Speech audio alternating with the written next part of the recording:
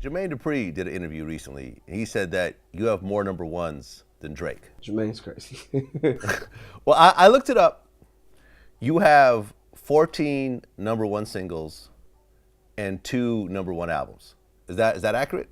That sounds about right. I think to clarify, I think what Jermaine was was saying was, I know Drake. He's a part of a lot of number one records that he's featured on. A lot of records. He's definitely smash records that he's featured on. I don't know if he was referring to maybe as just me being on the song by myself, just as far as like a solo. I know I do have a couple of those, and which is pretty tough to get number ones. Dolo.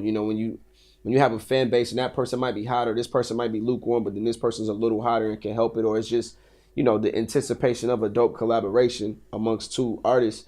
But for me, I really try not to really look at my numbers like that. I'm really not. I'm all about moving forward. I'm really not really into looking backwards. I don't mind people doing it on their own. I don't mind you looking it up on your own and looking up this. But for me, I feel like the work is there. I don't really have to talk about what I've done or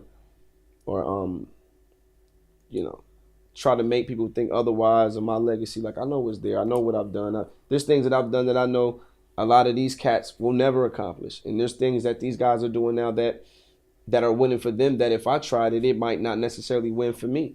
That's what makes hip hop beautiful. That's what makes it so dope. But I've never really been like a big numbers guy. I've always been a hard working dude. I'm all about the work. Let's go to work. That's me. Fuck all the bullshit. We can celebrate and do all that other shit later. But I'm all about the work. Because my first album, when it rolled out, we only sold like 18,000 copies the first week. But that shit grew to become a triple platinum selling album because we put the work in. So sometimes it's all about the work. It's a lot of artists that, a lot of rappers that might not necessarily be better than others, but because of the work ethic and because you see them all over the place and you see them being posted and the quality of the music might not be what you like, but because it seems as if he's just outworking everybody, motherfuckers will consider him the best rapper in the game because he all over the place.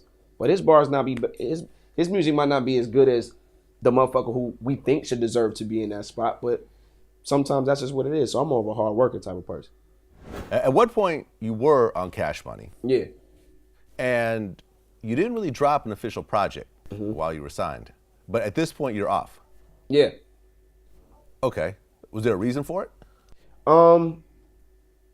The reason for me parting ways with Cash Money was really just it was just it wasn't nothing bad. I never, just for the record, I've never had an issue with Stunner. I never had no type of business issues with Stunner.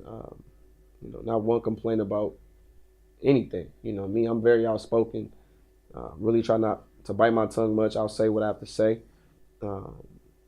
But I actually had a good time. I had a chance to learn from Stunner and actually just watch and just see, to be a part of, at that time, the number one rap label in the business, and to be next to be able to sound next to a Jermaine Dupri and a Snoop Dogg, and I'm cool with a Puff, and I had a chance to work with a Birdman at that time. Like, I learned a lot from Stunner, man. I learned how to really hustle and really go get it and don't take no for an answer and go make it happen. My whole play was, it had nothing to do with none of the other artists' reasons for leaving. For me, it was just me getting back close with Jermaine again and having Jermaine kind of back in my corner and him reeling me back in as far as me getting back on board and doing what I need to do.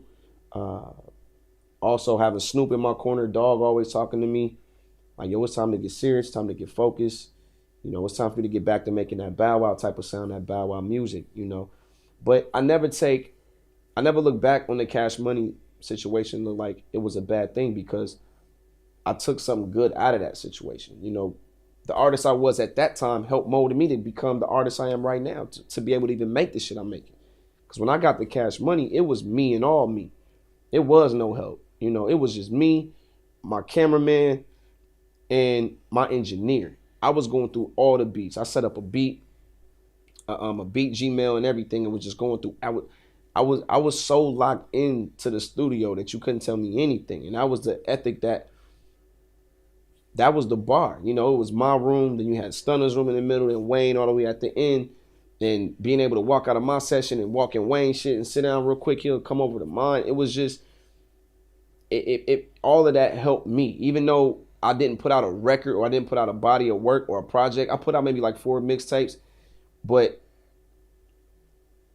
I just knew what time it was, and at that point, I just said, okay, cool. It's time for me to just, make this necessary change and get back to Atlanta. And, it's been good. And I thank Stunner for those times. Like I have nothing bad to say about Birdman, at all. He, when me and Brown went on tour, he helped fund my tour bus. You know what I'm saying? You hold that. You go out there and go do your thing. He did that. That's real shit, and I ain't got nothing bad to say about Stunner. The world might have their opinions on him, but for me, and I stand with that. A motherfucker never do nothing bad to me. I'm gonna never have nothing bad to say about you.